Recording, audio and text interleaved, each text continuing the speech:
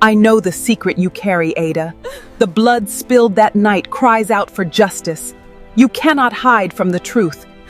Ada, you will never have a child. The prophetess spoke calmly. The room became silent. Ada's husband stood up immediately. "What kind of thing is that?" he shouted. "My wife has done nothing to you." The prophetess looked at him and shook her head. "Ask your wife about the baby." "What baby?" the husband asked. The prophetess pointed at Ada. "Ask her about the baby in the well." Immediately, Ada started shaking. Her face turned pale. Tears filled her eyes. For over 15 years, she had carried a secret, a terrible secret, a secret nobody knew. But that day, everything was about to come into the open. Long ago, before Ada got married, she lived in a family compound. Many families lived there. Some were peaceful, some were not. Ada was one of the people everybody feared. She was beautiful, but she was very wicked.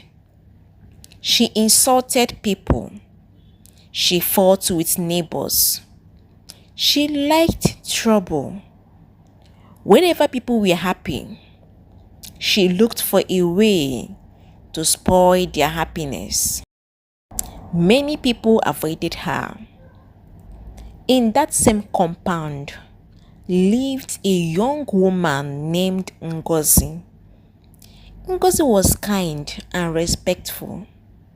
She had a little baby boy.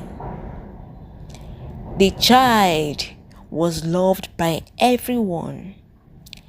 The baby was playful, friendly. He crawled from room to room.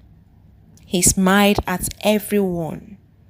And strangely, he liked Ada. Every morning, he would crawl to Ada's room. Sometimes, Ada gave him biscuits. Sometimes, she carried him. The little boy trusted her. Nobody knew that one day that trust would cost him his life. One hot afternoon, Ada and Ngozi had a serious quarrel. Nobody even remembered how it started, but the argument became very bad. They insulted each other. They shouted loudly. People came outside to separate them. After the quarrel, Ngozi went to prepare food. She left her baby playing in the compound. Ada sat outside, washing clothes. She was still angry, very angry. As she washed her clothes, the little boy crawled towards her. The child did not know that adults had quarreled. He only wanted to play. He touched Ada's leg. He smiled, but Ada ignored him. The baby crawled away. Near where Ada was washing stood an old well. The well had no cover. The little boy moved closer and closer. Ada saw him. She watched him. She knew it was dangerous. She could have stood up. She could have carried him away. She could have called his mother. But because of the anger in her heart, she did nothing. The baby leaned forward. The baby was looking at his shadow inside the well. Suddenly, he slipped. He fell into the well. Ada jumped up. For a moment, she was scared. She looked around. Nobody had seen what happened. The compound was quiet. Then something evil entered her heart. Instead of calling for help, she walked to the well. She looked inside. The baby was struggling. She heard the sound, but she turned away. Then she covered the well. She quickly packed her things and went inside as if nothing had happened. That evening, Ngozi started looking for her baby. At first, she thought he was sleeping somewhere. But when she could not find him, she became worried. Soon, everybody joined in the search. The compound searched. The neighbors searched. People searched the streets.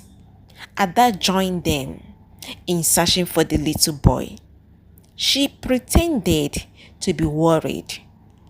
She pretended to be searching for him. Meanwhile, she knew exactly where the child was. Ngozi cried throughout the night. The next morning, people gathered around the well. A terrible smell was coming from it.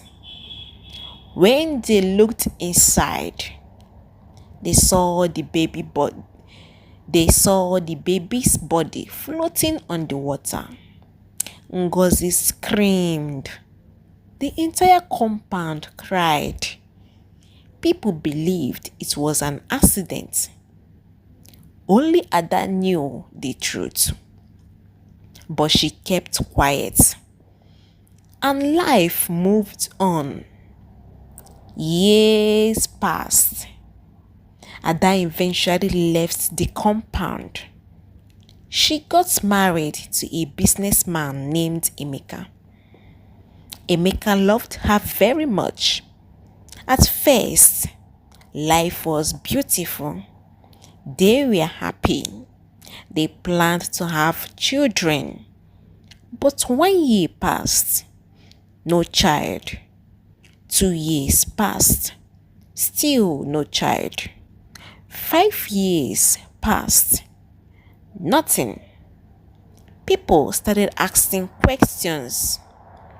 Ada became worried.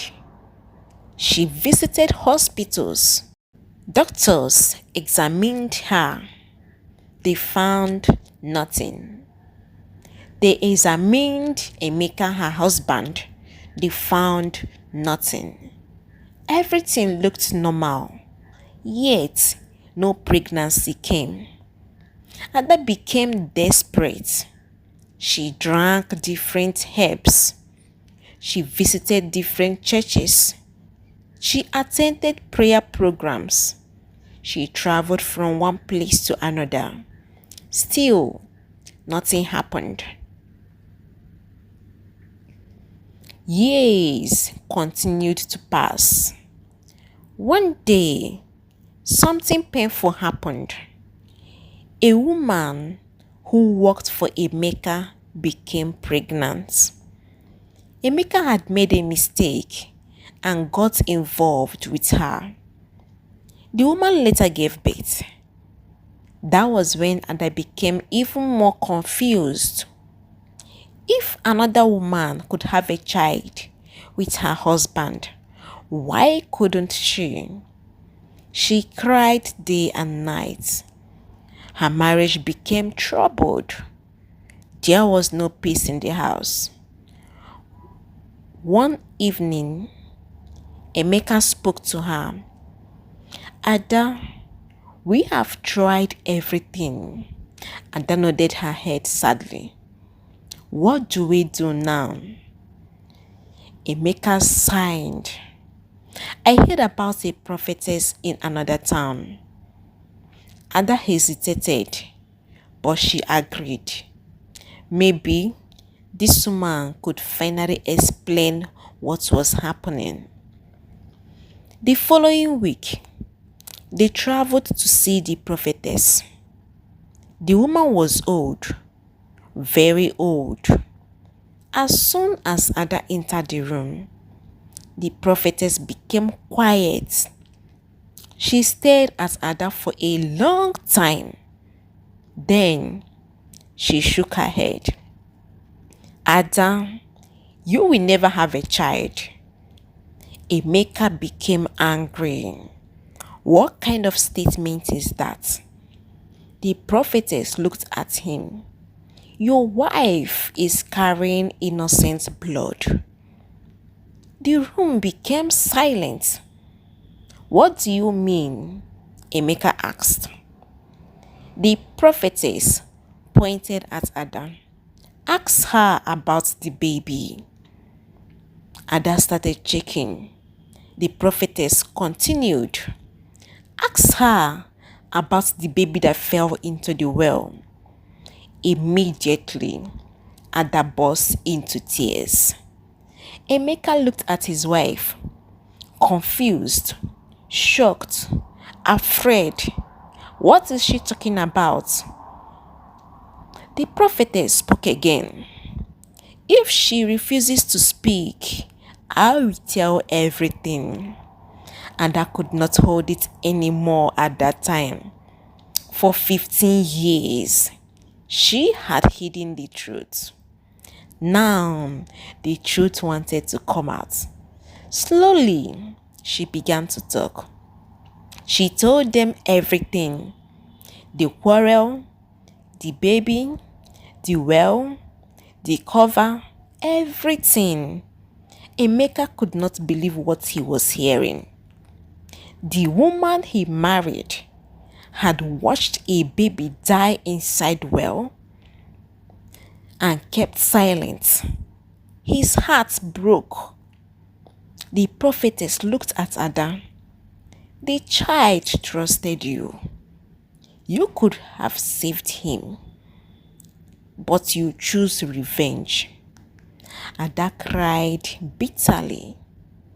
She fell to the ground, begging. But the truth had already come out. News spread quickly. Soon, the villagers heard what happened. People were shocked. Some refused to believe it. Others remembered how wicked Ada used to be. Ngozi also heard the story.